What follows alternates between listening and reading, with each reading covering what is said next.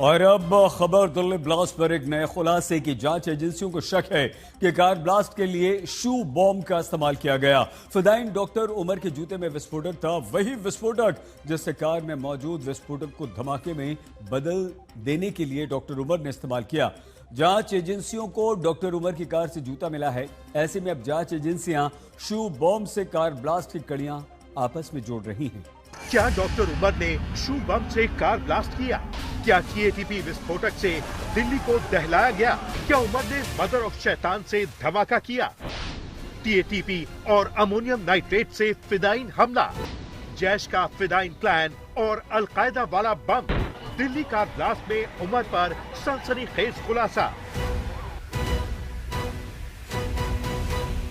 Delhi car blast को लेकर जो नया खुलासा हुआ है उसने सुरक्षा एजेंसियों की नींद उड़ा दी है।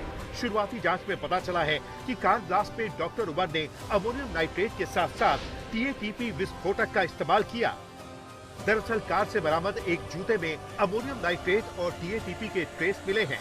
टीएटीपी एक बेहद खतरनाक विस्फोटक माना जाता है, वही विस्फोटक जिसकी मदद से साल 2001 में अलकायदा आतंकी रिचर्ड एक हवाई जहाज को उड़ाना चाहता था। आतंकी रिचर्ड ने टीएटीपी से शू बम बनाया था, लेकिन शू बम फटता उससे पहले ही रिचर्ड को पकड़ लिया गया था।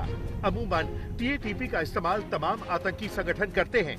जांच टीम के मुताबिक डॉक्टर उमर की कार से बरामद एक जूते में टीएटीपी के सबूत मिले हैं। ऐसे में जांच एजेंसियों को शक है कि कार को उड़ाने के लिए डॉक्टर उमर ने शू बम का इस्तेमाल किया, जिसे टीएटीपी विस्फोटक से बनाया गया था। 2000 ऑनवर्ड्स इसको टेररिस्ट एक्टिविटीज में धीरे धीरे जैसे जैसे इसकी स्टडीज और रिसर्च को कॉन्क्रीट डेवलपमेंट हुआ तो मेनली टेररिस्ट एक्टिविटीज में इसको यूज होने लग गया। और पहले जैसे मैंने कहा था कि इसको एज ए डिटोनेटर यूज करते थे बड़े पीईटी टाइप के एक्सप्लोजिव्स में, बट जैसे ही पता चला कि इसकी घातक क्षमता ज्यादा है तो 2000 में एक शू बॉम्बर करके, although it was a failed attempt, लेकिन उसमें यूज हुआ था। पेरिस ब्लास्ट में यूज हुआ था, ब्रुसेल्स में यूज हुआ था, लंदन ब्लास्ट जो 2005 में था उसमें भी ये एक कंपोनेंट था। और ये individual as a explosive ingredient नहीं यूज करते, इसको अमोनियम नाइट्रेट, फ्यूल ऑयल और कॉम्बिनेशंस में यूज करने के बाद में इसकी घातक क्षमता और ही ज्यादा बढ़ जाती है। चौंकाने वाली बात यह है कि टीएटीपी से तैयार होने वाला बम आसानी से बनाया जा सकता है। आखिर ये क्या है, आपको बताते हैं।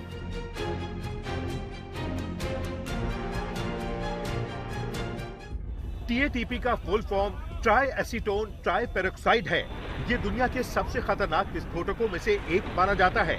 आतंकी संगठन टीएटीपी का इस्तेमाल करते हैं क्योंकि इसे एसीटोन, हाइड्रोजन पेरोक्साइड जैसे आसान और घरेलू केमिकल से बनाया जा सकता है। यूं तो टीएटीपी हल्का होता है, लेकिन इसका धमाका बहुत घातक साबित हो सकता है।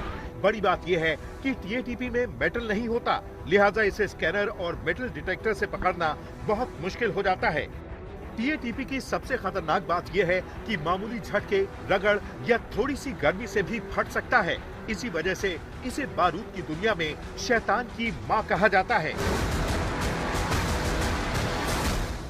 इसका स्मेल एसीटोन वाला के ही तरह का होता है, जिसका टिपिकल स्मेल होता है नेल पॉलिश रिमूवर वाला।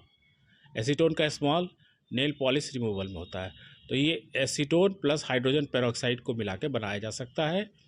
ये एक इम्प्रोवाइज्ड एक्सप्लोसिव है, मतलब ये मिलिट्री ग्रेड एक्सप्लोसिव नहीं है। ये इम्प्रोवाइज्ड है, मतलब घर में ये आराम से कंट्री साइड में कहीं भी बनाया जा सकता है। और इसका इस्तेमाल टेररिस्ट एक्टिविटीज़ के लिए होता है और ये बहुत स्ट्रॉन्ग एक्सप्लोसिव है। जांच एजेंसियों को शक है कि पहले कार में विस्फोटक भरा गया और उस विस्फोटक में धमाका करने के लिए डॉक्टर उमर ने टीएटीपी से बने शू बम का इस्तेमाल किया। संभव है कि कार में मौजूद विस्फोटक को डेटोनेट करने के लिए उमर ने शू बम को पहले एक्टिव किया, फिर कार में जोरदार धमाका हुआ। आज तक वो पहला चैनल था जिसने धमाके के कुछ घंटों बाद ये खुलासा किया था कि लाल किले के बाहर जो अटैक था वो फिदाइन अटैक था और अब तकरीबन 7 दिन बाद कल एनआईए ने आज तक की खबर की पुष्टि की और आधिकारिक तौर पर प्रेस रिलीज जारी करके ये कहा कि लाल किले के बाहर जो अटैक था वो फिदायीन हमला था और जो आतंकी उमर था वो सुसाइड अटैकर था। जांच एजेंसियां शू बम के एंगल से धमाके की जांच कर रही है। सवाल यही है कि आतंक के डॉक्टरों का प्लान क्या था। फरीदाबाद टेरर मॉड्यूल से जुड़ी डॉक्टर शाहीन और मुजम्मिल से पूछताछ के दौरान बड़ा खुलासा हुआ है। खुलासा ये कि बड़े पैमाने पर दिल्ली और देश के दूसरे हिस्सों में सीरियल बम ब्लास्ट हो रहे थे। प्लान आतंकी संगठन जैश का था और हमलों को फरीदाबाद टेरर मॉड्यूल के आतंकी डॉक्टर अंजाम देते।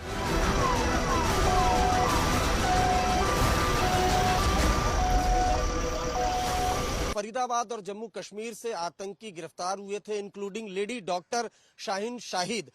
उनसे पूछताछ के बाद जांच एजेंसियों को ऑपरेशन D6 के बारे में जानकारी मिली है। ऑपरेशन D6 दरअसल एजेंसियों ने इसको डिकोड किया है। दिसंबर 6 को बड़ा आतंकी हमला ये प्लान कर रहे थे, जिसमें व्हीकल बॉर्न आईडी जो कार बॉम्ब से फिदायीन अटैक की प्लानिंग थी इनकी, और जो आतंकी है उनकी कुछ डायरी से भी इसके बारे में जानकारी मिली है। जो लेडी डॉक्टर थी सर्जन शाहीन शहीद, उसकी डायरी से और बाकी आतंकियों की इंटरोगेशन से कि दिसंबर 6 को एक बड़ा आतंकी हमला करना है। फरीदाबाद से 360 किलो विस्फोटक बरामद हुआ था। ये वही विस्फोटक था जिसका इस्तेमाल सीरियल बम धमाकों के लिए होना था। शुरुआती जांच में ये भी पता चला है कि फिदायीन हमले की प्लानिंग डॉक्टर शाहीन रच रही थी और फिदायीन हमले के लिए डॉक्टर उमर कश्मीर के नौजवानों का ब्रेन वॉश कर उन्हें आतंकी बना रहा था। लेकिन ये ऑपरेशन D6 का खुलासा एजेंसियों को हुआ है जब इनसे लंबी पूछताछ हुई है। जैश का ये खतरनाक मॉड्यूल था, इसके बारे में जानकारी मिली है। और D6 ऑपरेशन D6 यानी दिसंबर 6 को ये अटैक करने वाले थे, बड़ा अटैक करने वाले थे। इस वजह से 2900 केजी एक्सप्लोसिव मटेरियल्स फरीदाबाद में इकट्ठा किया गया था, क्योंकि जब 2900 केजी एक्सप्लोसिव मटेरियल रिकवर हुआ तब जम्मू कश्मीर पुलिस, फरीदाबाद पुलिस और खुफिया एजेंसियां हैरान रह गई कि इतने बड़े तादाद में आखिर एक्सप्लोसिव मटेरियल्स क्यों इकट्ठा किया जा रहा है। एक तरफ आतंक के डॉक्टरों की खतरनाक प्लानिंग का खुलासा हो रहा है, तो दूसरी तरफ कार ब्लास्ट की जांच से निकल रही जानकारियां दिल्ली पुलिस की सुरक्षा को लेकर गंभीर सवाल उठा रही हैं। डॉक्टर उमर ने 10 नवंबर को कार ब्लास्ट से दिल्ली को दहलाया, लेकिन धमाके को अंजाम देने से पहले करीब 10 घंटे तक दिल्ली की सड़कों पर बेरोक-टोक विस्फोटक से भरी कार दौड़ाता रहा। एक दो नहीं बल्कि अलग अलग 43 सीसीटीवी फुटेज में डॉक्टर उमर की कार नजर आई है। 10 नवंबर को सुबह 8:03 पर उमर की कार बदरपुर में एंट्री करती है। सुबह 9:17 पर कार निजामुद्दीन पुलिस स्टेशन के सामने से गुजरती है। सुबह 9:22 पर उमर की कार इंडिया गेट पहुंचती है। सुबह 9:31 पर उमर की कार कर्तव्य पथ पर नजर आती है। दोपहर 2:04 पर कनॉट प्लेस आउटर सर्कल में दिखी।